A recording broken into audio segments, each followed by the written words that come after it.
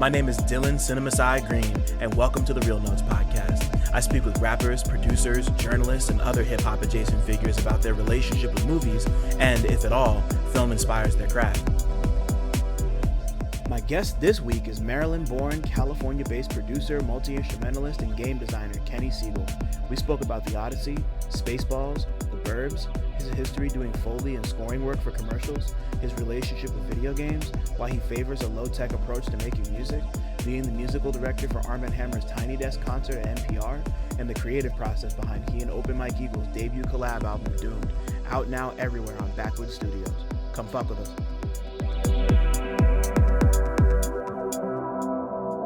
As somebody who's been to Cali only one time in my life and is very familiar with East Coast weather, do y'all have humidity out there? Like, no, heat, like dry heat? Okay. It's pretty dry heat. It's not like there's zero humidity, but I grew up in Maryland in like DC area, right, and I know what humidity is like, and it's nothing. California is beautiful. Even when it's hot, it's not like that sticky hot. And at nighttime it cools down, which is great. Like in East Coast, it can be like still like 85 degrees and sticky outside at like 10 o'clock at night, which is not fun. That's what it was last night out here, man. It's been a great summer. It's been a great like tri-state East Coast summer for a lot of reasons, but one of them's definitely not the fact that I can't walk, half a mile without just being completely. I didn't used to sweat like this, 5 years ago. Like I'm sweating more than I've ever sweat in my life. And I fucking hate it. It's terrible. Yeah, that was one thing that was killing me the day of the Tiny Desk show. So it was like 105 degrees outside. That morning, we thought we had figured out all the stuff for Woods' face, but we hadn't really. It blew up at the last second. So it was like the morning of. Me and the band arrived like an hour before Woods and Chaz, and Woods told me he would buy like a ski mask on the way there at like this. Military supply store that we knew about, but then I called him. He was supposed to already be there. Chaz was there, and he's like, "Oh, I haven't left my mom's house yet," which is like an hour away from the NPR offices. So I was like, "Oh, so you're not buying the ski mask?" So I just, while the band was setting up and sound checking, I found out there's an REI about like a half a mile away from the NPR offices. So I walked to the REI and back, spent like $50 on a stupid ski mask. I couldn't believe ski mask or balaclavas, whatever the hell they're really called, cost like $50. I show back up like 20 minutes later. I'm just drenched in sweat, head to toe. Everyone else is chilling in the AC. And then Woods is there. And at that point, they had figured out that they were going to put the little, like the black square in front. And I was just like, oh my God, guys. Oh, man. So sweaty. You got to charge that to NPR at some point, man. They fucked you over. That's crazy. Yeah. That's crazy. Oh, excuse me. But damn, what's cracking, everybody? Welcome back to Real Notes. Damn, what a good start to all of this. My name's Dylan Green, CineMasai. Got a lot of names, do a lot of shit outside, inside, all sides. Not like my very special guest here today, who I can't even remember when I first started listening to your music. It'll come back to me as we talk, but it's really been such a pleasure seeing you grow and expand and work with all these people that I've come to consider not even just like some of the most incredible artists to like walk the planet, but like friends, and like having you soundtrack so much of my personal life, I guess, for like a good chunk of the last decade has been crazy. I mean, like we were saying before, Maryland born, LA based producer, multi-instrumentalist, Project Blowed affiliate, band leader, game designer, former drum and bass man, rap and jazz man extraordinaire, Kenny Segal. Kenny Segal is fucking here, man. I'm geeked. Thank you. I'm geeked. Yeah, man. Thank you so much for coming to do this. It means the fucking world to me, for real. Well, I mean, I think it's just the privilege that I get to make music that people listen to, and I get to work with all these amazing artists and have these amazing creative relationships. So I'll thank the universe for that. Absolutely. I feel it. And speaking of, Doomed by Open Mike Eagle and Kenny Segal is out everywhere now. Maps and Hiding Places with Billy Woods are out everywhere now. So the Flies Don't Come with Rap Ferreira, a Right, the Jai with Serengeti. night green side of it still out there. Yeah. Wow. Wow. But yeah, anyway, Doomed is out.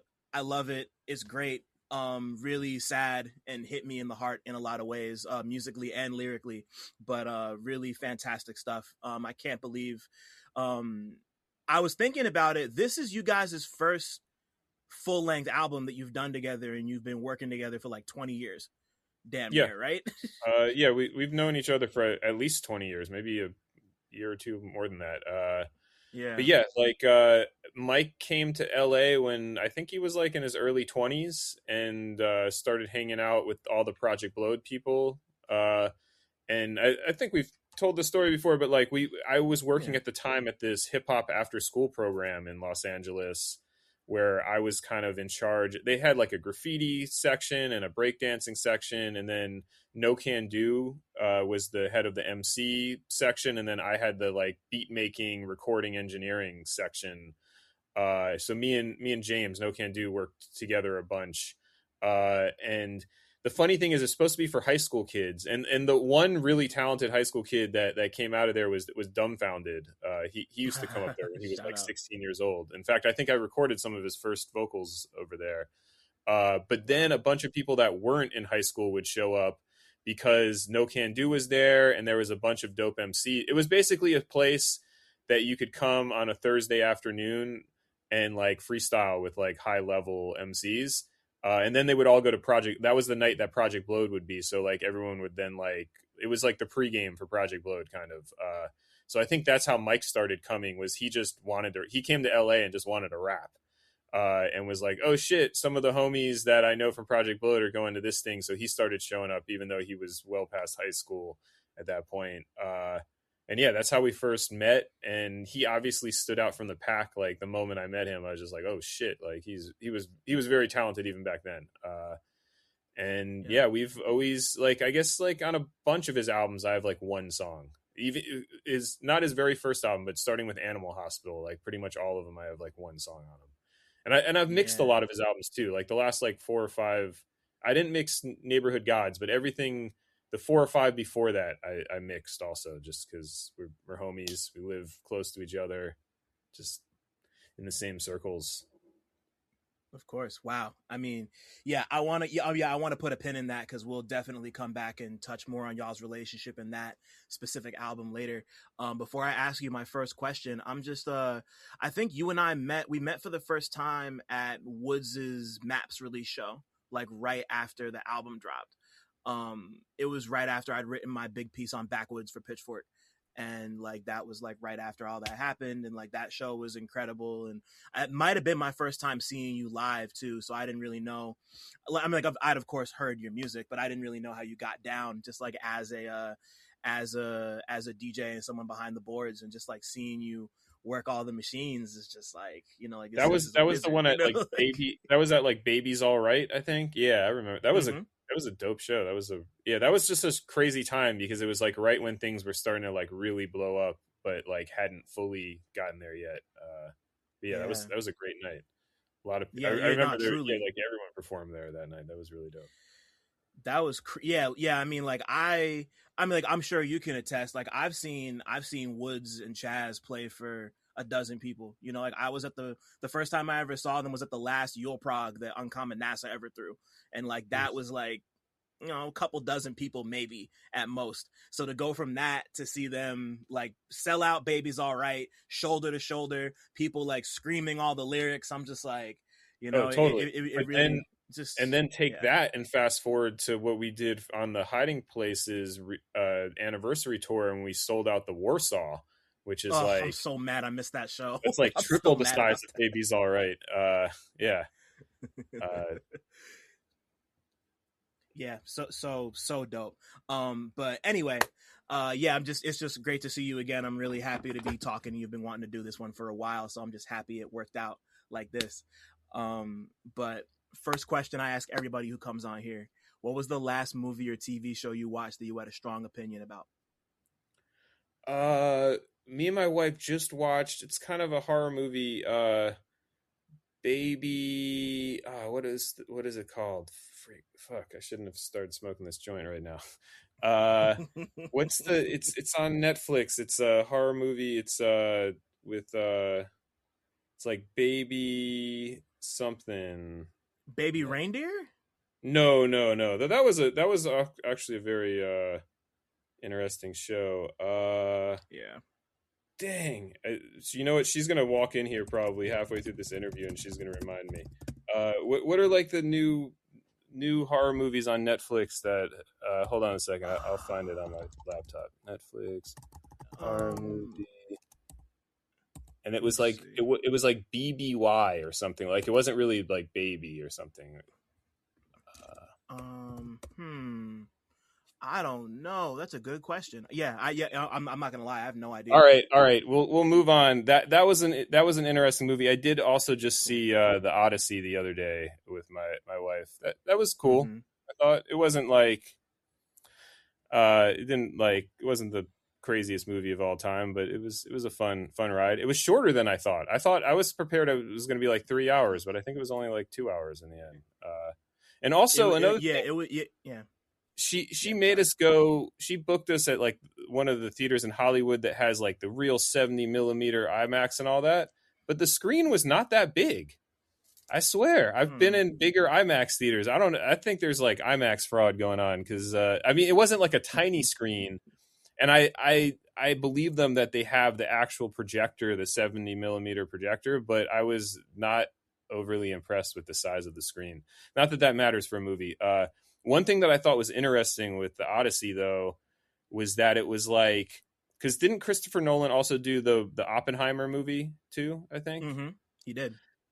There's like a big parallel between like both of those movies at the core are kind of about the same thing. They're about because the Odyssey, the way, or at least the way he frames it, is it's all about how Odysseus allowed the Trojan horse, or had the idea for the Trojan horse, and the Trojan horse like fucked up all of society, because before that everyone like went by Zeus's law and everyone was good to their neighbors, and the Trojan horse like broke society basically, because it was like, oh shit, people don't need to follow Zeus's law anymore, we're just fucking killing everyone, like and most of the movie is Odysseus like regretting that and like coming to realization of how bad, or how that decision like changed all of reality basically. And Oppenheimer is kind of about Oppenheimer realizing like, I helped create this bomb, or like kind of spearheaded it, and I don't know how I feel about that now that I see what I've unleashed upon it. Like the world will never be the same. And kind of at the core of it, like both of those movies are like, that's what they're about, is this person who made this kind of invention, or had an idea that like changed society forever, and then them coming to grips with how it was kind of more negative than positive, what they did. Yeah. I mean, I hadn't really thought about that in terms of the Odyssey specifically, but I could see it, especially when you compare it to like the Dark Knight, and like a big part of like what makes the Dark Knight so crazy is that like that's a whole movie about just like the Patriot Act, if you want to think about it like that. And like especially with Lucius Fox's crazy computer surveillance thing like that, you know, like him not wanting to use that, but Bruce being like, I need to do, you know, like it's just like so much, like his version of Batman is really all about exactly what you just said. And it's like him kind of wrestling with the notion of like what it means to be a vigilante and having to sacrifice all these people, take things. A lot of his movies are about people taking certain aspects of life into their own hands and just like wrestling with the weight of that. Like Oppenheimer was that, The Prestige is that, the Odyssey is that's right, he did that. The Prestige. I forgot that he directed The Prestige. That was a good one. Yeah. But I you're right. love, Yes. And Batman, again, it's like, I can solve my immediate problems, but then what is the cost afterwards? That like, what have I wrought upon the world by my solutions, basically? Word, exactly. Yeah, like and yeah, like with the Odyssey, like and, you know, like I've been thinking about it because I saw it too. I took my dad and my sister to see it.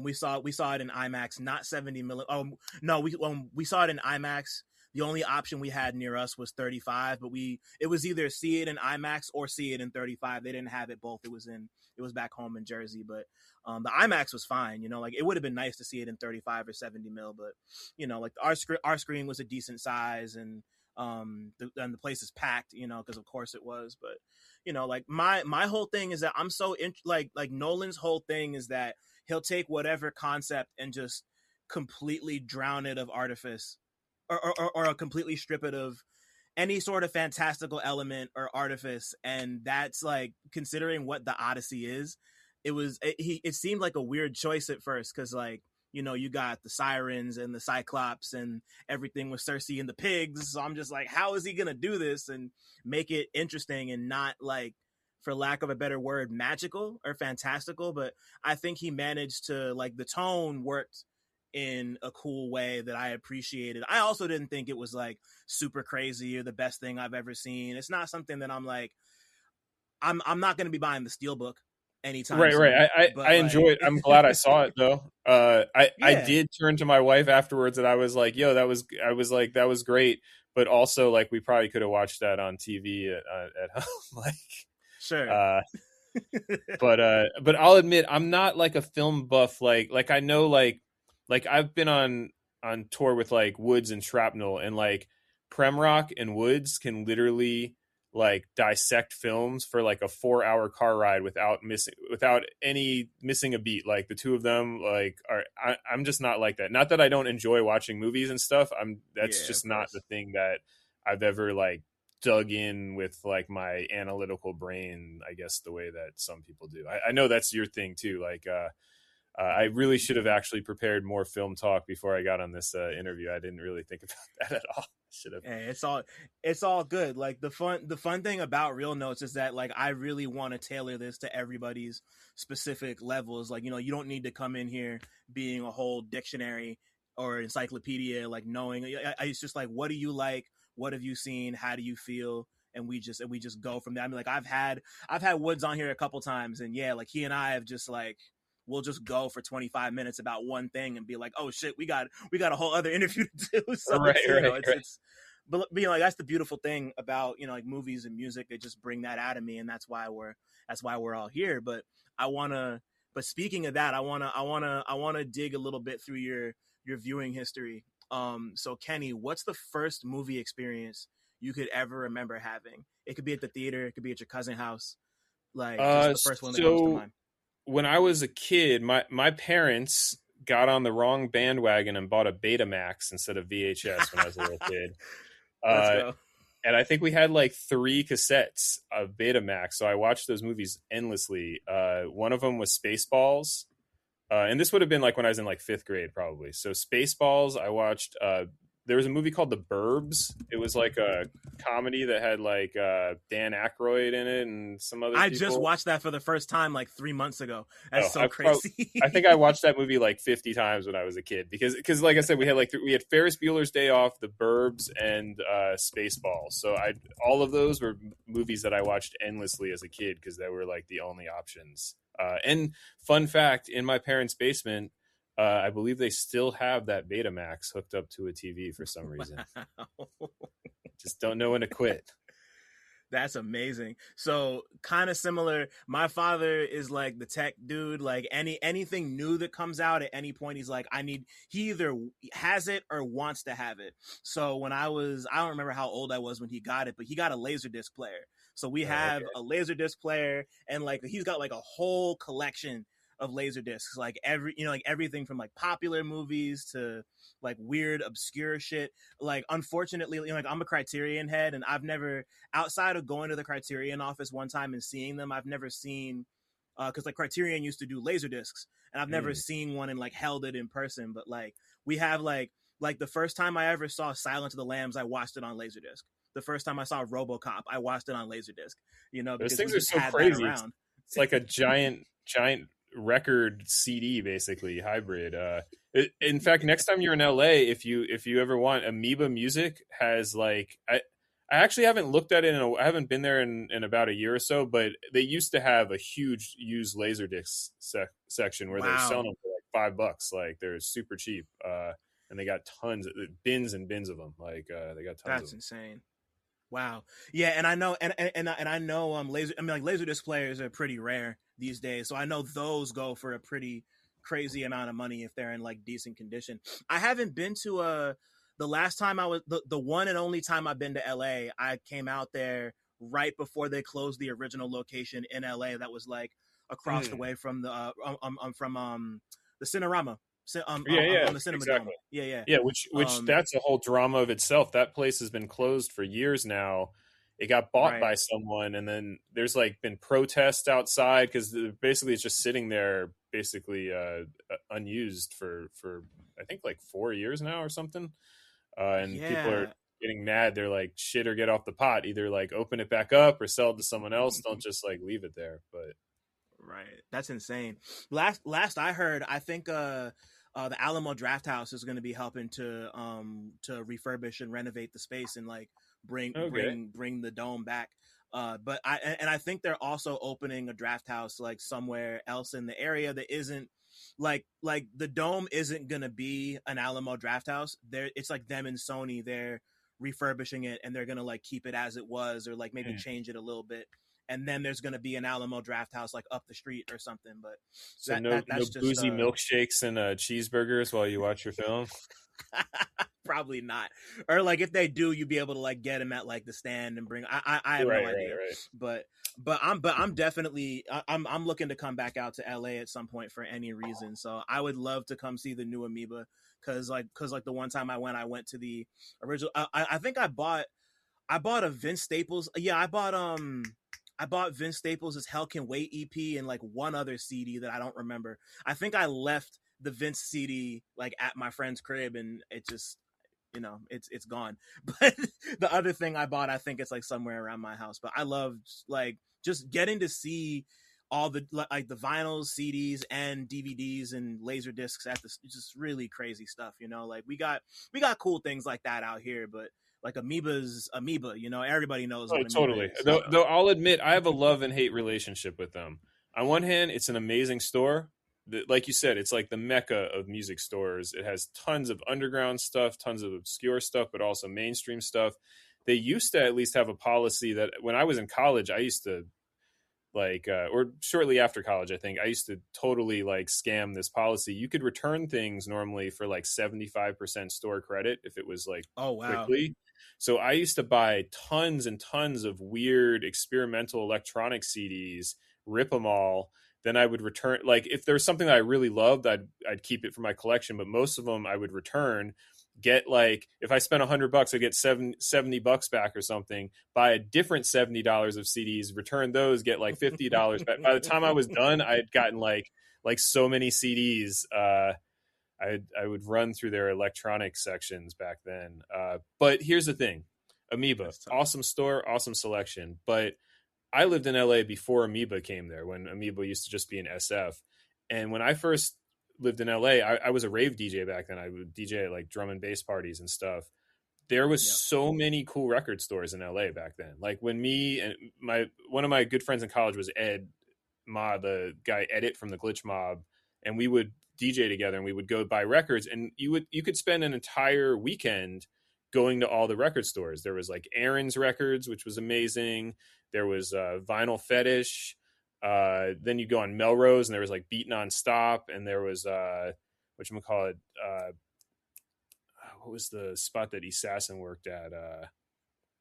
Anyway, and there was Fat Beats. There was like at least 8, if not a dozen dope record stores, and each one had different buyers and each one kind of catered to different people. And if you were a real DJ, you'd go to all of them, because I knew like at like one spot they had all the like cool like jazzy drum and bass ones, and then another spot they would have like weird electronic beat scene kind of stuff, and like you just had to know who was the buyer at different stores. And that was like a really cool scene. And then when Amoeba came to LA, within like a year, I think like at least 2/3 of those record stores closed, and like give it another 5 years and all of them closed pretty much. Like Amoeba destroyed not that there's not some independent record stores. Like there's one really cool store my friend owns called Record Surplus in Santa Monica. That's a great like digging kind of record store. and there are a few others, but most of the like best stores all closed when Amoeba came to town. They pretty much they like gentrified the record store business in LA in some way. Though like at the same time, like I said, Amoeba is way better than like Tower Records or something like that. Like on one hand, Amoeba is a really cool store in itself. It's just that there wasn't enough room for all of them. Right. Yeah, no, like when the ecosystem dies in that specific way, that's always going to be kind of sad. And, like you said, it's not like it's like some crazy big box store like Walmart, Tower Records, like Sam Goody type situation. But you're right. Like Right. it's all, There's different levels to that shit. oh, definitely. Yeah, no, for sure. Like, especially out there, like I can't really, or I mean, like I can imagine it, like it was like kind of similar to how things were out here. It's like it almost feels like at least in New York, in New York, there's a lot of different record stores in New York that definitely serve different clientele, which I love and appreciate. I mean, like I love like I mean, like going from like Human Head to like A1 to like even like a place like Loudmouth, which is like pretty new and kind of more like rap and R&B and like contemporary with like a little bit of like rarity stuff to the side. But just like like seeing that diversity kind of not even rear its head, but just like try to flourish a tiny bit is cool. But it's like you said, it's levels, it's complicated, and Right, as long as everybody because I don't hate on Amoeba because Amoeba is a small player in itself. It's not like a big right. corporate thing or anything like that. I mean, they're big compared to the really small players. But now the cool thing is that all happened like almost 20 years ago. In the current landscape of LA, there are some cool record stores. In fact, yeah, there, like I was saying, Record Surplus. There's High Fidelity, which is super dope. That carries a lot of like kind of post low end theory, like beat scene stuff as well as jazz stuff. There's a spot I just found in Inglewood that was really dope too. I want to say it's called like something like something like about aliens or UFOs. But anyway, it was like a vinyl cafe. They had like sandwiches and stuff, but also like a pretty sick selection of like jazz and classical records. So cool. the ecosystem has like repaired itself a little bit. It was just at the time I remember it was shocking because there was like just a bunch of record stores that all closed, and that had been for the first like 4 or 5 years I lived in LA. That was like what I was so into collecting. I mean, I don't know if you can't really see all my vinyl back here, but I got about like 12, 15, no, way more than 12, 15 crates of records, and then a bunch more in boxes and on the floor. I've been buying records for a long time. But back then I was really buying records. That's so dope. I love that. Before we get back to that specifically, as you get older, from the time you were watching like Betamaxes in your parents' basement, and you start to develop more of your own palette and taste, I like to think of this next thing as a capital M movie. One that really stuck out and connected with you in an emotional, artistic, or spiritual sense, just like something that was more than like just entertainment, and something that really was like, this is a capital M movie, like, wow, what a film type thing. So this would be a big fast forward to like college era, but like 2001, I went through like a kind of Stanley Kubrick moment in college. That was maybe one of the first times I actually really got into thinking about, not that I didn't watch movies all through high school and stuff, but it wasn't like something that was like a big thing in my mind. And then once I hit college, like 2001, and just the way there was like no talking for long periods of time, and like just the power of a song, and also classical music at that, because like in high school I played in the orchestra, I played cello, so like I was exposed to classical music, but I didn't have like a very high opinion of it, like as far as like the power that it could have, like that.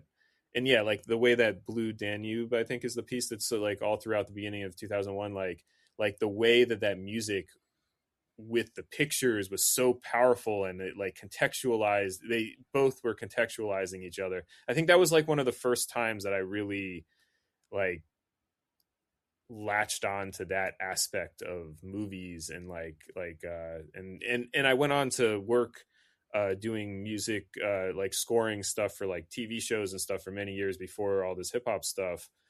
So I think that was also kind of awakened this idea in me about music and picture going together and how powerful that can be when it's done correctly. Wow. So I'm not gonna front. I had no idea that you did scoring before a lot of this stuff. So I kind of want to dig into that a little bit. You know, so you have this moment with Kubrick's movies, and I think you said 2001 in particular. Like what you know, like taking that, like talk to me about taking what you kind of picked up from that and how it followed you into scoring for movies, because that's like, I'm so interested in that. All right, so I haven't actually scored movies Oh yeah. particularly, but I got a job. So like right after college, me and that guy Ed I was talking about from the Glitch Mob, and also Alfred, Daedalus. The three of us all went Shout to out college Daedalus, together wow. and were friends, and we all got an internship at this company. It's funny, it was really from a DJ gig. Me and my DJ crew, which included Ed, we were DJing at this club for Raymond Roker, the guy who does Herb Magazine. He had like a drum and bass club at the time, and this woman Meredith, who she opened for, I think she was the set right before us, and we were just chatting with her afterwards, and she's like, yeah, my boyfriend, he like works at this company doing TV music. I bet you he'd love to meet you guys. And it was really just some like random kind of conversation. Now fast forward like many years later, they end up getting married. She becomes the head A&R of Red Bull Records, but her husband Scott, he was working at this company called Tom and Andy, which was a company that did music mainly for TV commercials, but also for like, they would score movies and stuff as well. And they hired all three of us as interns at that company. And that was kind of my first taste of that whole world, I guess. But shortly after he hired the three of us, that company went bust and went out of business. Alfred, his career was taken off really big at that moment. I was working with Abstract Rude, so I kind of like was just touring with Ab. And then Ed started doing the TV stuff. So a few years later, I saw Ed really killing it with the TV stuff. And I was starting to get, when I was in my like late 20s, I was seeing, sorry, this got way more complicated and in-depth than I guess they really needed to be. Anyway, that guy, Scott, he ends up landing at a different company doing TV music called Elias, and he was the general manager. So he brings me in and gets me in as like an entry-level position there, which is like, it's above intern, but you're in the dub room. So you're like doing a lot of computer work, and you're downloading all the files and giving them to people. And in fact, this company had been around for a while. So back in the day, it was called the dub room because you were getting like reel-to-reel like tapes from everyone that they were recording in their studios, and then dubbing the tapes to VHS cassettes and stuff. Now, when I was there, we were doing it all digitally at that point. But anyway, so I worked my way up the ranks there and became a composer, and spent, I think, 7 years total at that company. This would have been from like my late 20s to early 30s, and did a whole bunch of stuff. Mainly, I mean, we did all sorts of jobs. My niche there really was less doing cool film composing stuff. I would get hired. They would use me for like let's say there's like these are real jobs that I worked on, like a TV commercial. They hired Arab Beats to do like a Adidas commercial. But then when they got in the studio with him, like he doesn't really know how to do it to the picture and all that. So they like get the beat. So he does the beat for them, but then they're like, now we need to like make it work for the actual thing. So then they hire my company, and I was like the specialist for like things where I also did one for like Hewlett Packard, this big campaign that was like, it was when Star Wars, like one of the newer Star Wars was coming out. Not like really new, like one of the, whatever the second trilogy, that era. The prequel was, trilogy, yeah. Yeah. So when that was coming out, they did some Hewlett Packard themed Star Wars thing, and they hired DJ Snake to do like a remix of the theme of the Emperor's theme song. And then they hired me to like consult on the set because they wanted to have all these different people like singing or making the Emperor's theme song leading up to the DJ Snake like techno track coming in or whatever at the end. So I had to like come on set while we like literally went to like an F1 racetrack, and we're having like the F1 cars like rev their engines, and then I was like recording it like with foley and trying to make it sound as if it was like the different pitches of the song. All sorts of weird stuff. I once did a live stream thing with Clams Casino. In fact, that was really fun. That was when Team Supreme era was happening, and I hired my homie Steve Nalepa to help, and Mike Parvizi. This is before the Jefferson Park Boys even existed. I got Mike Parvizi to come in because they basically wanted Clams Casino. This was also, I think, for Hewlett Packard, maybe. It was Clams Casino. They had hired him to make music for the commercial first, and then they didn't really like the music. The funny thing is, when they came to my company, I was like, yo, this is like a fire Clams Casino beat, but they like had obviously never listened to his music. I think they had like hired him to do it because of his name. And they were having all this trouble like talking to him through the management. And finally, when we got on the phone call, this was just a crazy coincidence. His manager, it turned out, was someone that I knew from college. And when he realized it was me, like it smoothed everything over. So then I helped them like get that piece of music to like a place where they liked by like editing it and adding more elements to it. But then they followed up with this like live stream thing. This is when YouTube was first doing live streams. So they wanted me to like help put together. Clams was going to make music on YouTube. My fault. Sorry to interrupt, but I just wanted to shout out the Real Notes Patreon one time. For as little as $5 a month, you get exclusive goodies like video of every interview, 2-day early access to every interview, an invite to the Real Notes Discord server, exclusive access to the Real Talk Movie Night archive, and early pre-sale links for all live events. If you want to give a little more, you get other exclusives like retro 60-second movie reviews and monthly 90-minute workshops with me, where we can discuss whatever creative questions or projects you might have going on. Head over to patreon.com/realnotes. That's REELNOTES to join right now. I repeat, all videos will only be available on the Patreon. Thanks for listening. Shout out to my patrons. Now let's get back to talking. For like 2 days straight for like 5 hours a day, and have fans, they could like comment and give him instructions of what they wanted him to do. And they also hired a young Vic Mensa. That was crazy too. This is when Internet Tape had just barely come out. And so he wasn't like well known at all. Yeah, okay. So then it was just going to be Clams and Vic the whole time. And I was like, there needs to be like people that play instruments and stuff. So that's how I got them to hire Mike Parvizi, because I just met Mike at that point, like with Team Supreme. And I got Mike on there. And the crazy thing is, after that whole live stream thing, I mean, I'm still friends with Clams to this day, but Mike started touring with Vic Mensa, because during the era when like Vic did the big song with like Kanye and all that stuff, like Mike was his bass player, like when he would tour, and that was all came out of that gig.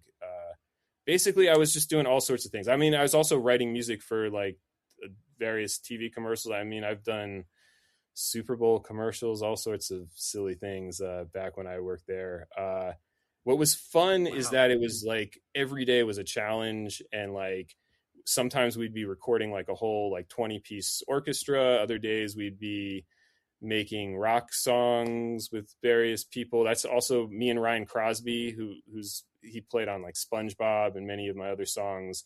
We knew each other from college, but that era we did a lot of music together, because I can play a little guitar, but I'm not that great. So I would hire him to come in to my work and like make when they wanted something that was like a rock song, like we would do that together. I did probably one of my most famous ones is there was a Super Bowl commercial many years ago with Kevin Federline. That was like, I don't know if you remember Britney Spears's husband. I do. I'm trying to remember the commercial in my head. Right, and he was called K-Fed. He was like a rapper. So I did I can see the cover in my head. That album was stupid. Right. So there was a nationwide insurance commercial where they hired him to rap. Like the whole idea of it is it's like a rap video for K-Fed, and then at the end it zooms out and you realize like he's actually at the drive-through window. He's the guy working the drive-through window, and like he's just daydreaming like about the whole rap video or whatever. And I did the music for that. And the job was kind of crazy in that there was a bunch of composers, so every gig they would give it to everyone and you'd compete against each other, and like one person would win when they chose what music they would use. Wow. So it was kind of like being on like Top Chef or like Project Runway or something every day, because you like come to work and they give you a challenge and then you have like a amount of time to do it and then you turn it in and get judged. So Wow. it was like a crazy gig. It was a lot of fun. I mean, there was a lot of like corny music that I had to write, but I also like really learned a lot of skills that I didn't have up until then. Like I was already making beats. Right. I was already doing a lot of all sorts of stuff and playing instruments, but like that really upped my skills. And it also gave me this eye back to the original question. Sorry, this went on like a long ass tangent. Don't even trip. This has been great. The original question was about music to picture. That was the first time I really dug down into music to picture and started realizing not just how powerful, like I already knew from like 2001, from like that type of era, how powerful music to picture could be. But that's when I started learning the tricks of how music affects the narrative, like especially when you like, and we worked on other things than TV commercials. We worked on TV shows and movies sometimes too. There are even video games, but the TV commercial stuff, often it's like 30 seconds or even less. Sometimes it's 15 seconds, and you might have to pack in like an A, a B section, and a breakdown all into that thing and make it all musically make sense and make it like tell this little short narrative that they're creating.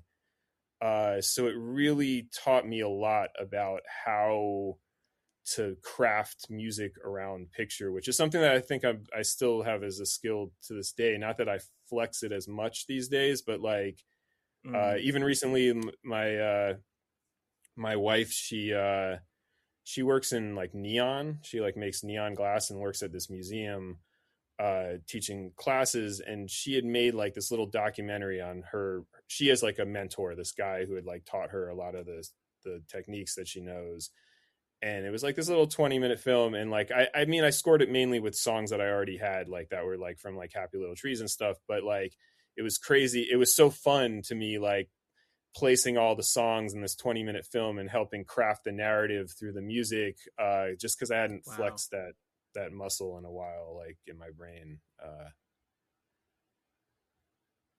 That's I'm just processing all that. That's amazing. You know, I didn't realize you had that extensive of a history with like, you know, like, and with that specifically, like you're making so many, like, you know, you're recording and, you know, making so many different kinds of music, and like you were saying, learning how to compress it down in a way that can be digested. And, you know, like, you know, like most commercials aren't longer than 60 seconds.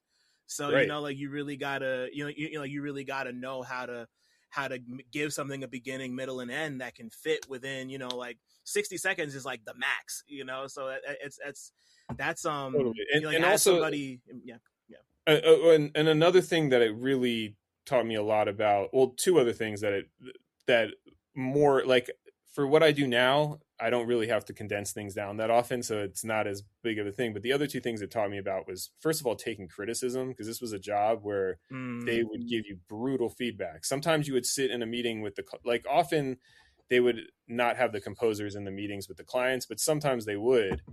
And the client might not know often didn't know who did which track. Like they would just present the tracks to them, and they might be like, this is awful, or like, no, that one's so corny. And then like you had to sit there and take it, and you had to listen to what they're saying and then use that information to go revise your piece to make it better, and like not be mad and right. be able to like take criticism. That's something that I think at being a producer is an important skill, of like being able to like work constructively and get feedback and like make the bet and like assess a situation. And even if it's not exactly what you want, like figure out how to make it the best thing that it can possibly be. Like, I think that was one thing. And then the other thing that we did a lot there that I use extensively in my music today is marrying samples with live instrumentation to kind of like mesh it all into one thing. there it wasn't so much samples from records, it was more like MIDI, like you would play stuff on keyboards and then you would have string players play over top of it, and all of a sudden it turns into an orchestra, even though there's really just one violin player and one cello player and a bunch of MIDI strings. But that whole paradigm of having like half of it being made in the computer and then layering on some choice live instrumentation and then meshing it all together into something where it kind of becomes greater than the sum of its parts, like that was a skill that I really learned there.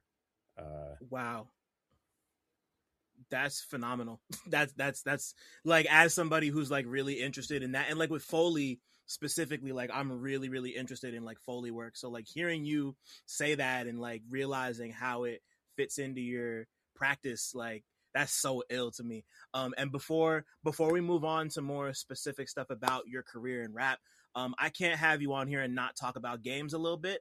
And I feel like that, and you know, like I feel like the world of games, and like, you know, especially like having to compress music down to like 8-bit, 16-bit, like however it goes, you know, just like I'm just curious, like as somebody who doesn't just play them but designs them and has made several, like how like is there any way that everything you just described factored into the way you made games at all, or Oh, experienced games? definitely. Well, so first of all, going before the TV music phase of my life, when I was in college, I went to college as a computer engineering major originally. So I learned computer programming in high school. One of my best friends was really big into computer programming, so we were like learning. This is going to date me, like Pascal and like C plus, and then you start learning C plus plus and assembly language and all that stuff. So that's what I was doing in college, was C plus plus and assembly.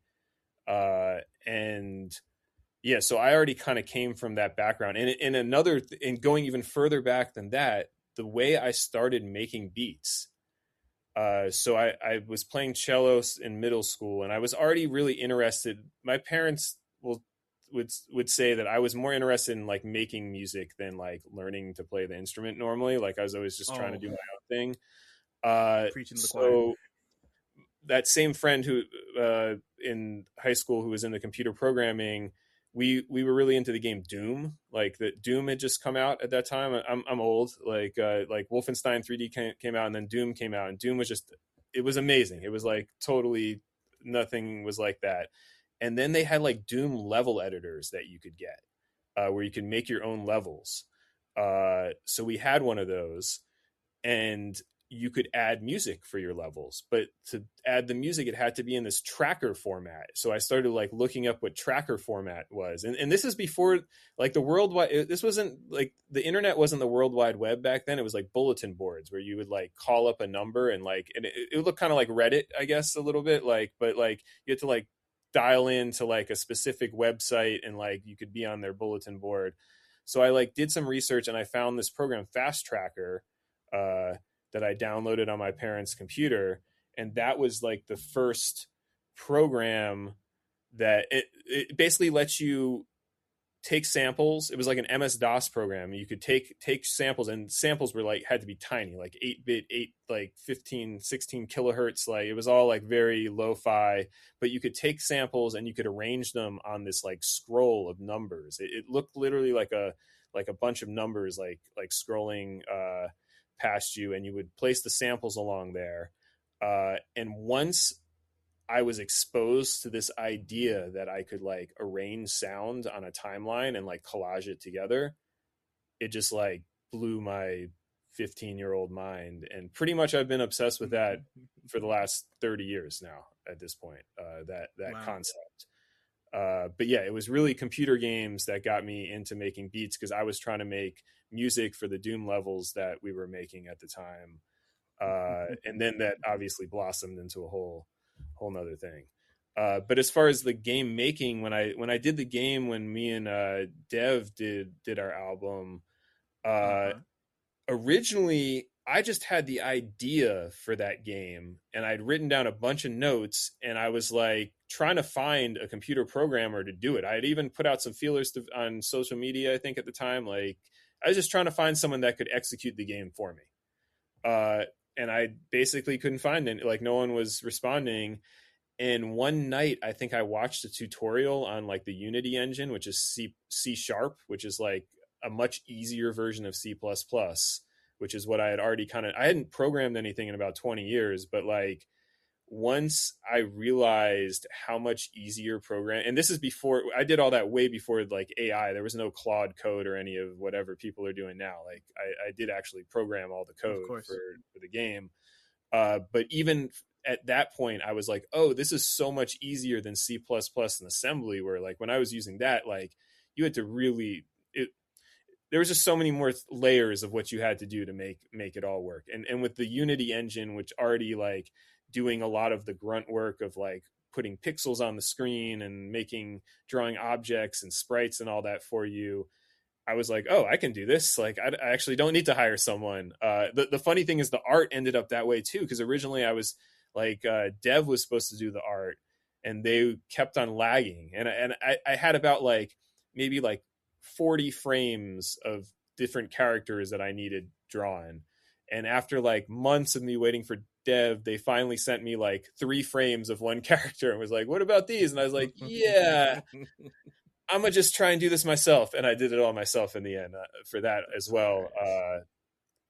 But yeah, like that was just one of those things where I had just forgotten how, another one of those, like I hadn't flexed that part of my brain in a long time. And when I did it, it was just so fun at the time. And I got really obsessed when I was working on that game. I think I took about a month and a half off of music completely just to dig down on the game at one point. And Wow. I hadn't been like staying up till like the sunrise and then going to sleep for a few hours. And like when I was in college, I would sometimes make music all night, and I was just so jazzed about making music. Like I could do it, then go to sleep for a few hours, get back up and like make more music, and like I don't make music like that anymore. I mean, I love making music, and sometimes I do stay up late, but like it's not that same obsession kind of that it used to be.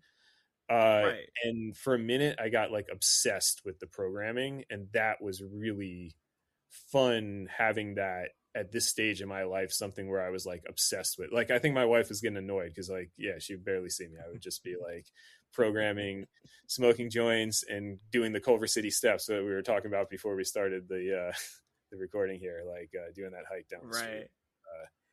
Wow. That's, and yeah, for people who don't know, that's for How to Capture Playful, .dev, formerly known as Pink Navel. Two of them have an album together. It's great. I got my cassette somewhere. It's great. I love that album a lot. But that's like, yeah, of course. Before, but I don't want to get too far off track, but just like going back to Doom, one of my favorite things about a game like Doom is that like at this point it's the kind of game that you could put on any device. Like if it has a screen, it can basically play Doom. You know? Oh, so, like, that is the it's just like, yeah, I've seen those YouTube videos. That is the most hilarious thing, that is now like a measure of whether it's a computer or not, is can you like program right. Doom on it? Like that is really funny. Yeah, no, that's great. And just like to hear you talk about like making the music for the game, and like how it was then versus now, just being like, you know, like you could put that on like a fucking, you could put that on like an Apple Watch, and you could play Doom on an Apple Watch if you want. Right. Like probably. Actually, so it crazy thing on that tip, I'm pretty sure I saw this on YouTube somewhere. So the Human Error Club album that I did, the artwork on the front of it is that kind of computer looking thing, and that's actually was made by another program that I created myself, and it's this thing called cellular automata. It's where you make like rules, and the pixels on each line are determined by the rules. Anyway, another form of cellular automata is this thing called the Game of Life. If you look it up, or not, I'm sorry, the Game of Life is the board game. It's called something Game of Life. Dang, should not be ever smoking joints while I'm doing an interview. It'll come to me. But anyway, it's another form of cellular automata. It's a 2D one, so it goes in all directions instead of just like one line at a time, like the one on the Human Error Club album. But I believe that someone created, using those cellular automata rules, a functioning computer, and then wrote Doom on that functioning computer in this Conway's Game of Life. That's what it's called. Sorry, because it's after the Mm, scientist who discovered it. Anyway, it's a gotcha. set of rules, a bunch of like dots on it, or a bunch of squares on a big 2D plane, and it's just the rules about whether they turn black or white on the next move. But using those simple rules, you can create a working logic gate, and you can add those logic gates together to create a working computer, and then you can write Doom and play it all within Conway's Game of Life, which is like another one of the. It's like the most. It's like a 2-bit thing, basically. Like an Apple Watch is still like an actual computer. Like this is like something that's like the Right. most basic computer, basically you could make. That's hardcore. Wow. I definitely can't dig that deep into it, but just like hearing the process like that's that's so fire. And like, and yeah, I was going to ask about the Human Error Club album cover too, so that's really dope to hear how that came together.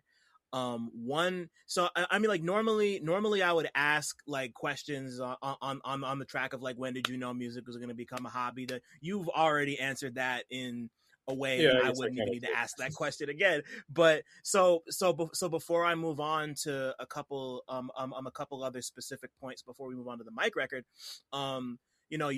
like, since we're talking about tech, I also know you're somebody who, like, like, you don't like when you sample and you play off of tech, like, you're not just using like an SP or like an ASR or like an MPC or whatever. Like, you also like make your own tech to make music with as well. So No, just like, that's not totally accurate. I mean, I use a lot of bespoke mm, stuff. I love owning like circuit bent okay, things, but I'm actually not super handy at circuit bending myself, or I'm just not great at soldering. I've mm, never had a great hand at soldering. So I normally buy cool circuit bent things off Etsy. I also have a couple friends that do got you. circuit bending stuff. Shout out Igor Amokian. Uh, so yeah, I just I I'm a lover of bespoke things. I love having one of one items, whether it's a comic book or a record or a synthesizer. I just love having Right. things that are bespoke. So yeah, I definitely collect and utilize a lot of like weird esoteric. Though the funny thing is, I wouldn't really call it tech forward because I think a lot of the stuff I like is kind of low tech. I'm not the type of person like, even in Ableton. Even I have Ableton 12 on my laptop, but like my main studio computer, I mainly use Ableton 10 and sometimes 11 if I need to, Mm, because I just, once I get into like, once I have like a paradigm that I can create in and get my ideas expressed the way I want them to, and it's like frictionless, that's all I care about. I'm not really that interested in having the latest greatest plugins. Like my right. main studio computer is a Hackintosh, so it's stuck on OS Mojave. So like I can't even have Ableton 12 if I wanted to, and certainly all my plugins are like older. But part of why I have that specific operating system is it was the last one that allowed me to keep certain old plugins that I really like from like the before times, because I think like the silicon chips won't run them at all anymore. So like anyway, yeah, I'm not the techiest person. Like, even though I know I've just said how I'm programming computers and all that shit, like I would say that I'm kind of low tech in general. I have an old iPhone. I have old computers. Like, definitely not cutting edge. Right. Well, I mean, like, either way, like, even if you're just like using stuff that you're getting from other places, like, I would imagine that that gives you a different, and yeah, like, even just you talking about like having, just like finding your comfort zone in terms of like in terms of like a DAW you're using and just moving from there. Like, how do you, like, do you think about the ways in which that affects the way you make music? Like, is that something that comes to mind at all, or is it more just like, I'm comfortable, I'm gonna just do what I do, and if it sounds dope, whatever? Uh, a little from column A, a little from column B. I mean, on one hand, I do Yeah. like using bespoke things because I think it gives me like a unique sound. I think like if you use the same things everyone else has, then it's much harder to have a unique sound. Not that it's impossible, but I'll also say this: I've used numerous DAWs over the years. Like the years when I was doing the TV stuff, I was using Digital Performer for many years, and I made all of my personal like hip hop beats and stuff like that too. At that time, I spent about a decade making all my music in various tracker software, that Fast Tracker program, Renoise, and each one of those was such a different paradigm of making music. The only thing that's the same to me, the through point of all of them, is if I have the if I have the ability to load in audio from different sources and collage it together and edit and chop it up on a timeline, that's all I need to be able to like make my sound.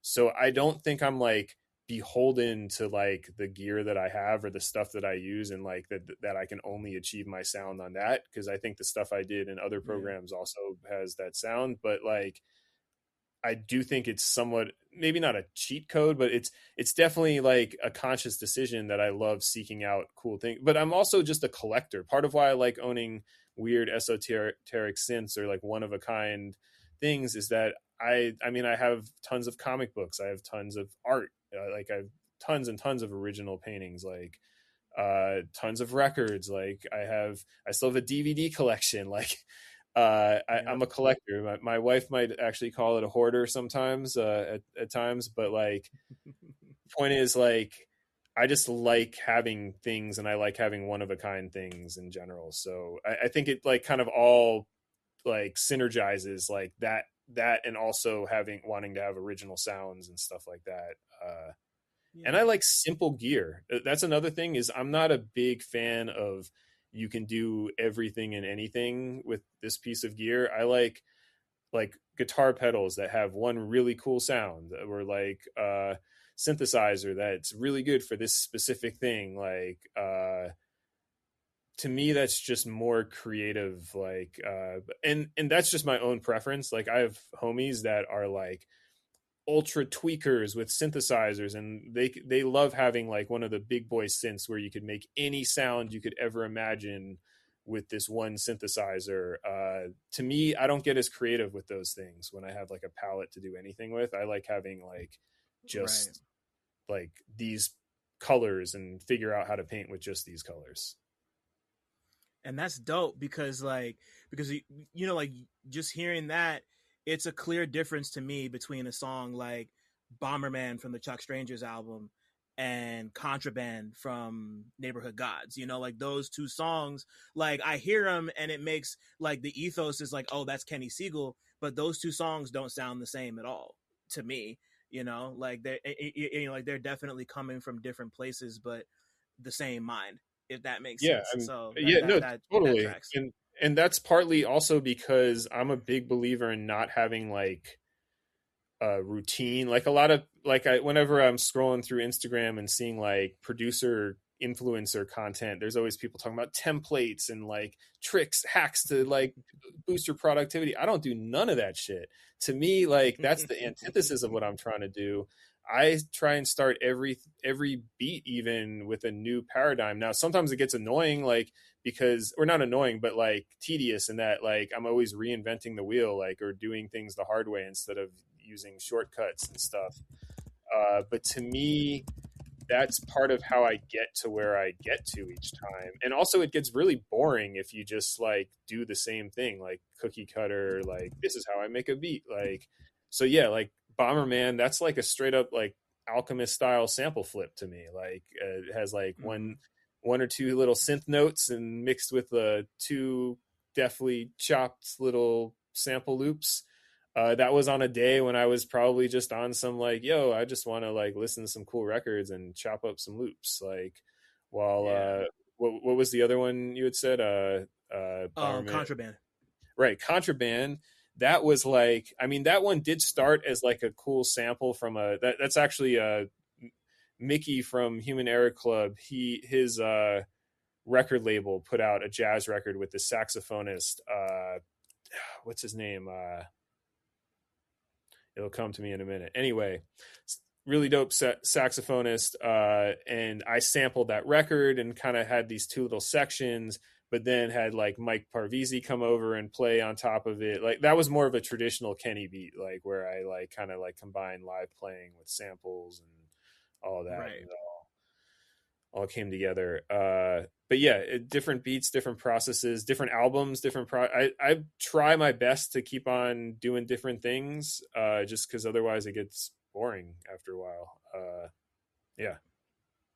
Right. Yeah. Yeah. Like that's and once again, I think that's one of the things that's really drawn me to the music you've made, you know, over the however many years I've been listening is like, you know, like you can, like I can sense the Kenny in there, but not all of them sound the same. And clearly some of them are, you know, like all the, it just, you know, like it just sounds like you're adaptable and you have a lot of different methods and aren't like you were saying before, you aren't beholden to any one specific kind of tech, specific kind of approach. Like, it's just kind of like, and yeah, like as somebody who like I've started making beats on my own. I think they're cool. I'm having fun with it, but like I'm also like my general my general approach is just kind of like I listen to whatever I'm chopping from and I just kind of let it tell me how it wants to come out. You know, like there's no like, you know, like I don't really work from a template either. I just kind of hear what I hear, and then if an idea pops in, it just kind of comes out how it sounds, whether it's fast or slow or compressed or lush, like whatever. You know, it's like I think that's half the fun. You know, like it keeps it interesting, not just for the listener but for you. Like it makes Yeah. it fun, and that's what it should be at the end of the day. You know. No, I think that's an excellent approach, and that's basically my approach too. Is yeah, like I very rarely come in with preconceived notions of I'm trying to make a banger right now, or I'm trying to do this or that. And the funny thing is, when I Right. do try and do that, I often have less success, or I end up doing something other than whatever I set out to do by the end of the day. And I think like one of the biggest skills for beat makers, or at least the skill that I think I utilize the most, is just being able to recognize when the dope thing happens. Like, because a lot of making a beat to me is throwing a bunch of shit up against the wall, and you need to just have your ears and eyes open for like, oh shit, that's the cool part. Like, and then when the cool part Yeah. happens, not only recognizing it but also being able to like be like, cool, I'm gonna delete everything else and just leave this now because this is the only part that's worth keeping. Like, a lot of times you can get like kind of trapped into like, I put all of this work into this beat now, and even though this one little thing is the cool part on the bridge, like we made this whole beat so we got to finish it like this. And it's like, no, you're holding it back. The cool part should just be the whole song. Like, get rid of everything else, Right. or build around that cool part something brand new, and you're going to have something amazing possibly. So I'm a big believer in, yeah, like sometimes when I'm working on something, I might completely start it over, but just keep like one or two little things from the previous incarnation like two or three times before I get Yeah. to like whatever the real thing is. And just have to have an open mind and like open ears for like when the good parts happen. That's super affirming for me to hear as somebody who like sometimes needs to push themselves past the like, you know, like you can just keep it to like the cool part, you know, like it's like, Yeah. like every once in a while you want to make it more epic, but you know sometimes it's just like, you know, like it's like Ninth Wonder said it in like one of his rhythm roulettes one time, just like if it's a loop, loop it, don't overthink the loop, just the loop is there, let it be. You know, and it can be difficult to get out of your own head, for me at least. um but I want to jump, I want to shift gears to the Tiny Desk. You know, like we were talking about it before, because up until pretty recently I didn't realize, well, correct me if I'm wrong, but did you do all the live arrangements for that? Like, were you the band leader for that? Yeah, so I was, I guess, called the musical director. I mean, I don't The want to musical take, director, that's the word. Yeah. yeah, I don't want to take too much credit for the arrangements. I mean, we came up with them as a group. Like I definitely like shaped Yeah. things, and that like there was times where we kind of like Human Error Club is an interesting group of guys because there's so many keyboard players basically. Like typically a Right. band might have like everyone, it's very obvious which parts you're going to play because your instrument can only play one part. So like for the Tiny Desk, like some songs Jesse was playing the bass line, other songs Jesse was playing the lead sound, one song I'm playing the chords, another song I'm playing the lead. The guitar player is sometimes playing guitar, sometimes like it just everything was kind of moving around, and I definitely helped shape like how that was happening and whatnot. But a lot of it was like we just got into practice and started figuring out how to play these songs. Yeah, and all of that also goes back to like my time doing the stuff at doing the TV music and stuff back in the day at that company as well. Like that also makes me more Mm-hmm. comfortable in those situations. But yeah, like it was super fun. Every like the Human Error Club guys and Ryan are all like so pro at what they do that it all Yeah. they make it look easy. It was not easy. I was tripping because I mean I can obviously play keyboards and I can play my omnichord and stuff, but I'm not like a seasoned veteran performer. Like when I'm on stage outside of doing beat stuff where I do feel very comfortable. If I'm playing in a band setting, I normally practice the hell out of it at home, like beforehand, like, and these are guys that improvise all the time, so they're just comfortable just being on a stage even with no safety net, not knowing exactly how it's going to go. So yeah, it was really Yeah. comforting being with them. It was also kind of crazy because we did not get to rehearse with Chaz and Woods until right before the Tiny Desk, because they're in New York and we were all in LA. So Right. we spent about a month rehearsing before the show, and then we all went to DC like 3 days beforehand. And we had 2 days at a rehearsal studio. Luckily, it all went really good off the jump. Like, because sometimes when you have like a band situation, the vocalist completely changes how everything feels. So I was prepared. Like we actually learned more songs than we actually played at the Tiny Desk, just in Mm. case something wasn't going to work out. Like we didn't want to have to like, since we had such limited time with the vote with Arm and Hammer, like we wanted to just be able to be like, oh, if that's not working, cool, on to the next song. But Not yeah, to. like, I'm sorry to cut you off. I'm so curious if you could tell me which songs you learned oh yeah, that yeah. didn't make the final cut. So we had a really dope version of Scandinavia. That's the one that I Oh regret man, because Diego at that one would have point been we were going to crazy. open with Scandinavia, and Diego would basically plays like a 2 minute piano solo that ends up turning into the sample loop. So it sounds like you're listening to the record, and then it turns into the loop. That was pretty Wow. nasty, I gotta say, the Scandinavia version.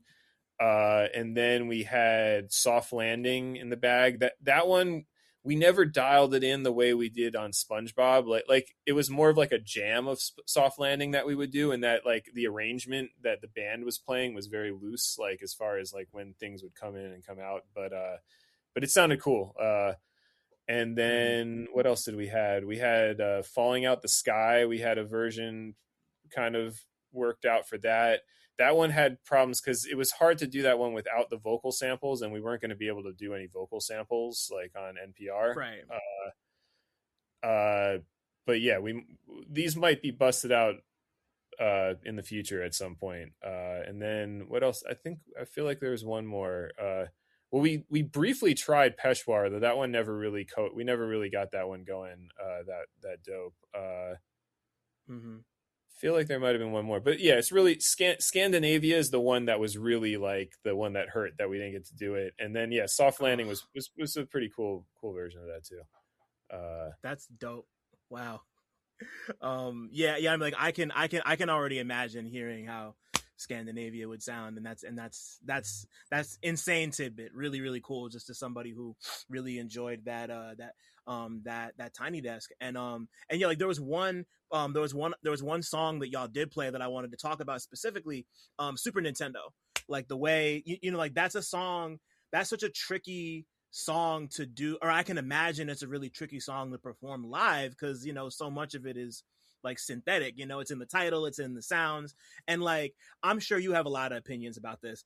I can be kind of hot and cold on live band rap, because like it doesn't, like if it translates well, like what y'all did, you, Human Error Club, Chaz and Woods, like it turned out incredible, it sounded great, it didn't feel like I was like at a coffee house. And that's like, to me, like the worst type of thing it could possibly be. But like, you know, like y'all really, like you reimagined that song in a way that made it feel like the original, but still had this you just came at it with a different approach, and it still sounded great. Like I could tell it was Super Nintendo, but it was like the live arrangement of that was just phenomenal. You know, I just had to say that I love what y'all did with that. Thank you. A couple reactions to various things you just said. First of all, let's just come out and say it because you're dancing around it. Most of the time, live bands doing a version of a hip hop song sounds corny. I'll be the first to admit Word. it. That was my biggest 1,000. fear. This whole gig, being the music director of that was my biggest fear the whole time. And when I've seen a lot of people in the comments section on the YouTube video and heard a couple people say what you just said to me, and that just makes me so more than anything else about the Tiny Desk. When I hear people say that, it makes me happy, because that was the thing I was trying to avoid the most, was having it be some like corny coffee house thing.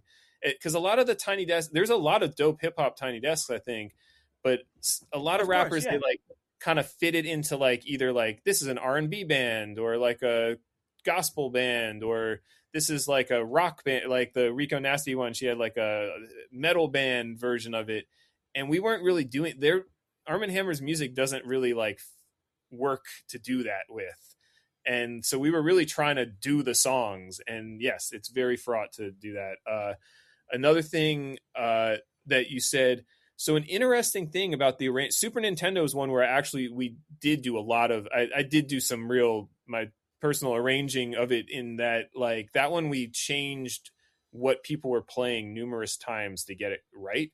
Because you said that it's synthetic sounds in it, but it's actually not. If you listen to that beat, there's almost nothing synthetic.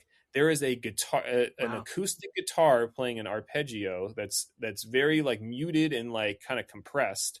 There's a bass notes, and there's that kind of synthesizer line, but there's really like, it's almost all acoustic instruments. And we originally had Ryan playing guitar and I was playing bass.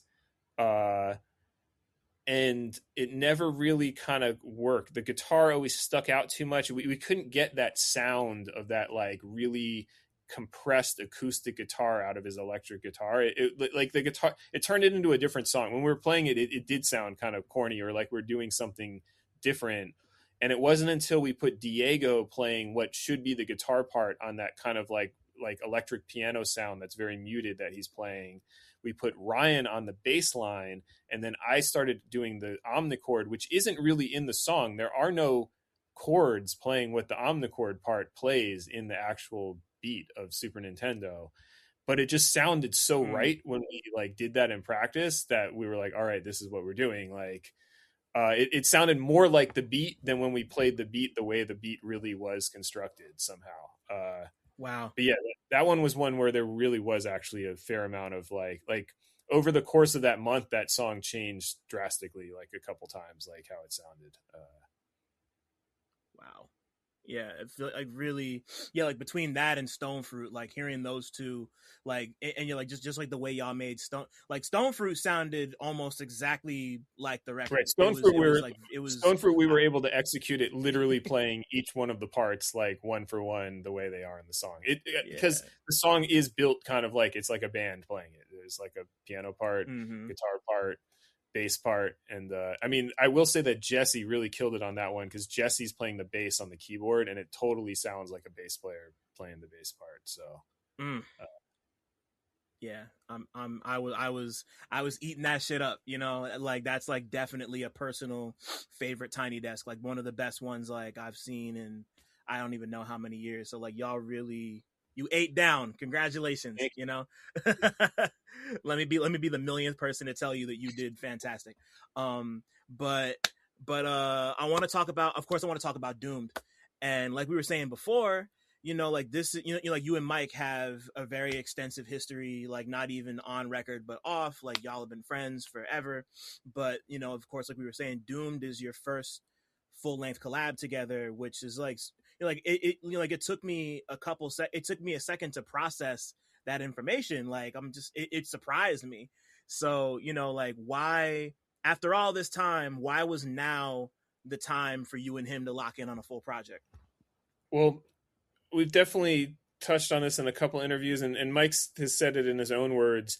Mike just doesn't generally like working in on single producer albums. I don't really want to articulate, like that's for him to explain.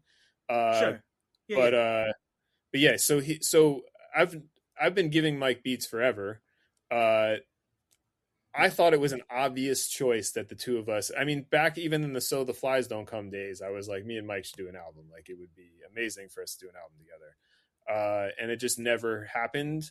I had kind of been the last like 5 years or so, like pressuring him more and more, like, yo, like when he would ask me for beats for things, I'd be like, I would really much rather like give you a whole pack and like, let's do a project instead of you putting this beat on there. And finally with Neighborhood Gods, I think was the one where I like straight up said like, yo, dude, this is probably the last time I'm going to do this. Like, I love us making music together, but I really want to do a project. I don't want to just give you like one beat.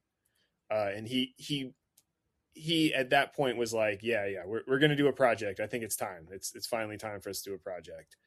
So that, I mean, that's really how it happened. Like I think I've been trying to make that happen for like 10 or 15 years, probably.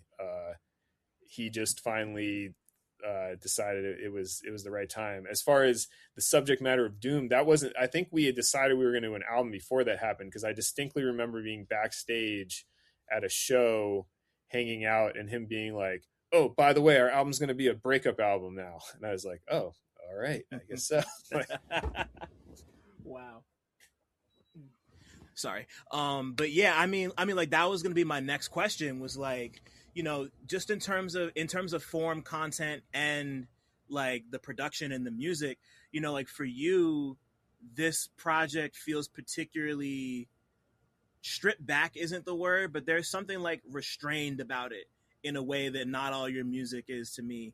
And of course, like this being Mike's second album dealing with, his breakup and his divorce after Anime Trauma, like I just wrote it up for Bandcamp, funny enough. It should be out by the time this episode drops, it'll be out.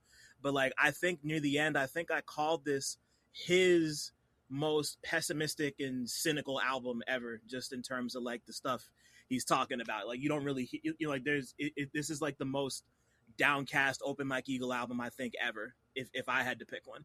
But like, I was going to ask, like if you had come to him with a sonic palette, or if he came to you with like this is what I want the mood to be. Like how exactly did you land on how you wanted this record to sound? It was more the first, when we started working, when we actually were like, we're really doing something now, I kind of was working on beats post, trying to think, I guess this was like right after the Human Error Club album was done. Like it was like normally like I have like little flourishes of making lots of music in between, like when I'm like working hardcore on an album, and then I'll be like not making beats as much when that happens. So I think I had like a pretty big beat pack like in the post Human Error Club era, and that was right when me and Mike were starting to ramp up. So I sent him that beat pack, and a lot of that beat pack ended up making it onto this album. So to a certain extent, I sent him a sonic palette, and he was like, oh shit, this is the sonic palette that it just happened to click. But there was definitely like all of my albums, they often start off with like a beat pack that's not necessarily super informed about what the album's going to be yet. And then based on what comes out of those first few songs, then I start making more music. This one, like I said, like probably like at least half, if not 2/3 of the album came out of that beat pack. So a lot of the album got done, probably half, let's say. Cool. But then I started adding songs like Out to Lunch, Colorblind, like a lot of the bigger songs, like that have more orchestration and more stuff happening in them. Those were all the ones that I did that were kind of reaction to what we had so far, and like the palette that he had kind of chosen out of that beat pack. So it's like a little bit of both, but definitely this one did not start with him being like, we're doing a breakup album, and me sitting there thinking like, what's the saddest beat or the happiest beat I could, like, it wasn't really like that. I often like you kind of like, they're not that all of those do go into everything that I make on all my albums, but there's definitely a certain amount of like retconning of like, you kind of like start off just making stuff that you think sounds good. And then once you start putting a few things together, there's this moment where you're like, oh shit, like these really go together because of this, this, and this. Like, oh, and this one kind of coalesces with that too. And you start realizing currents that happen that were just random occurrences or happy coincidences, and then you start building. I mean, it's another one of those instances where I think it's really important to have your eyes open for the dope shit. You got to like keep on seeing like, oh shit, like these two, like because of this sound, it just so happens they both have like a sound that I sampled from this cassette tape, and that kind of is a through line, and maybe if I have another beat that does that, and you start building these like subtexts and like meta things that are purposeful, but you didn't like necessarily set out to do that. You just kind of start recognizing them and then building on it. Right. And yeah, like there's 3 songs specifically I wanted to touch on that are, once again, like we were talking about before, like sound different, but do kind of have that through line between them. Those 3 being Streets of Rage, She Swore I'm Colorblind, and Watching a Movie Called Freedom by Myself. You know, like all 3 of those are kind of like, you know, like I don't know that I'd call Streets of Rage like dark, but there's like something about the way it sounds like that to me sounds like the theme song for a video game that's kind of taken out of that 16-bit context and not compressed down. And it just sounds like the original arrangement, you know, like which I think really adds to the effect of that song. But like talk to me about those 3 songs specifically, and like not even so much how they came together, but just like how you feel like listening to them in context, like how you feel they kind of speak to each other on that thematic level. Well, so Streets of Rage and Watching a Movie Called Freedom were both in that original beat pack, while Cool. Colorblind was one of the last songs we actually did, and one of the last beats I gave him, one of the last songs we did.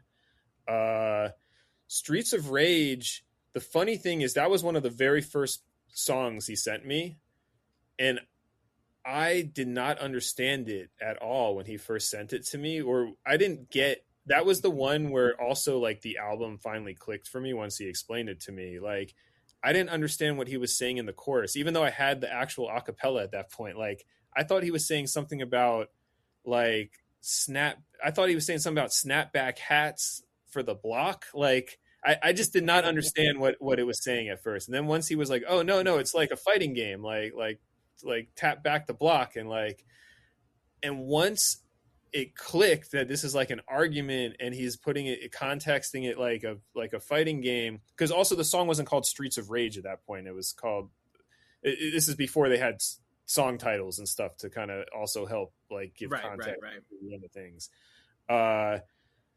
Once I got that, and then also Agnostic Focus Prayer, like whatever, I forget the whole title for that one, but that one also was one of the first songs he sent me. And that one, again, when I first got the vocals, I was like, oh, this is so funny, he's just like listing all these like goofy things, like it's like an Open Mike Eagle song listing goofy stuff. And then when I realized it was like, oh, you're saying like don't go look like it's your ex's Instagram feed. Mm-hmm. Those 2 songs is when I understood that's when I actually understood the assignment for the first time, I guess. Like, because a lot of times, like with Woods, Rory, with a lot of the people I work with, like it's not until like maybe like a third or halfway through us working on the project that I start fully grasping the assignment. Like a lot of times in the beginning, I'm just trying to like send cool beats and like make cool songs. And then at a certain point I start being like, oh shit, like now I see what we're doing. Like, Streets of Rage was one of the ones that helped have that click for me. That's dope.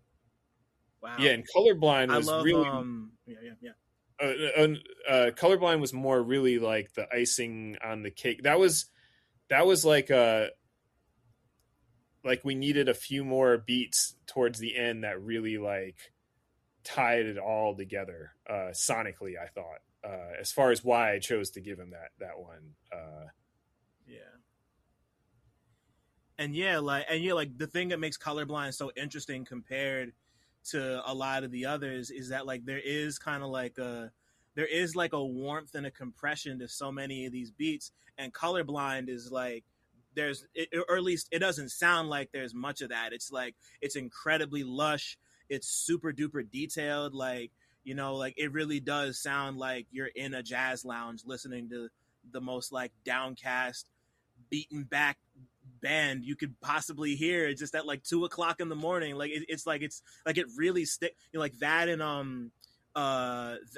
that and watching a movie both really stick out to me. I mean, like watching a movie is not exactly the luscious song, but that sticks out for a different reason, because like it's like maybe the most restrained beat on the whole album, and then like Mike says his piece and then it just rides out for 90 seconds. You know, like it's just like such might be longer than it's, 90 seconds actually. Like yeah, you know, I was gonna say I think I'm being conservative, but it's just like I love like you kind of, you know, you really took your practice to a couple different directions that I've really ever heard you go in. Like just like hearing that ending, and you know, like it was difficult for me to not compare that ending to a song like 15 20 feet Ocean Nah from Anime Trauma and Divorce, where it's like him and his son and it's like super amped up, but it's like a lo-fi live recording, which makes it even more charming. But like that's such like a hopeful, fun, like I have my son, I have my family, you know, like yeah, this and one then this is definitely just doesn't like end like that. No, this one just kind of peters out on some, oh man. it's like we got to do this shit, like damn. Yeah. But you know, like I respect that about it, because sometimes that's just how it is, you know. Like sometimes you just gotta accept the fact that you're gonna go through a rough patch, and there's no silver lining to that. You're going through the rough patch, and that makes it, you know, like there's usually some sort of tinge of optimism to the average Mike album, and that's not really here, you know. Like it's not really a very optimistic album. And the only aspects of it that are kind of optimistic are your music. It is your music, but even then it's contrasting everything he's got going on, so there's an inherent sense of melancholy. It's like just in the way that the record's constructed, that just the way it came out, like that, like it's like that interplay is so intricate, and that really makes it stick. And it's yeah, it's like it's and like it's like a rainy day over here. Like this is like the perfect like rainy day by yourself in the woods. Like it's just like y'all really did something special with this record, man. It's super dope. Like for this to be your first like at bat as a duo for real. Like yeah, you stuck the landing for sure. You know. Well, thank you. I mean, it's Mike is one of those people that's so easy to work with, in that he's really good at like world building within a project, but also within individual songs. And I feel like that's kind of what I'm good at with beats too, is like having like the right sounds that kind of create a whole little interesting universe. And he's one of those guys that just like creates a new cadence and a new rhyme scheme and a whole new thing for every single song sometimes, like where it's just like this own little universe. So it's to me it's just super fun working with people like that, because like they elevate things that like there's definitely beats. I mean, and I'd say like Woods and Rory both, and Getty, like a lot of the people I work with fall into this category. Things that if I played it for like the average rapper, they might be like, what the hell is that? These are guys that will take that and turn it into something amazing, like because they just know how to add the right thing to it to elevate some idea. And to me that's so fun, taking these little random snippets of sound, and then like you add the right vocals, and then add a few more snippets of sound, and all of a sudden you have this like really cool piece of art that kind of came up from nothing. That's part of what I love about sampling in general, is like repurposing things and creating synergies and stuff like that. Yeah, and like that's how we ensure this shit lives forever, you know. Like that's what I love about sampling too, so I feel you 100%. Man, this is like we could go for another couple hours. There's so many, like this is gone in like 80 million different directions that I love. But to formally wrap this up, Kenny, if your life was a movie, what would it be about? What would it be about? Ooh. uh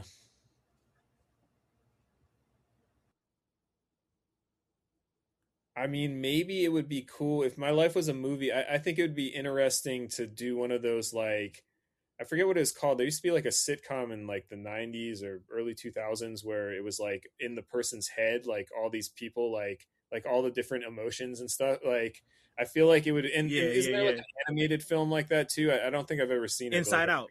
Yeah, Inside Out. Yeah, it would be like some version of that, but for my life experience.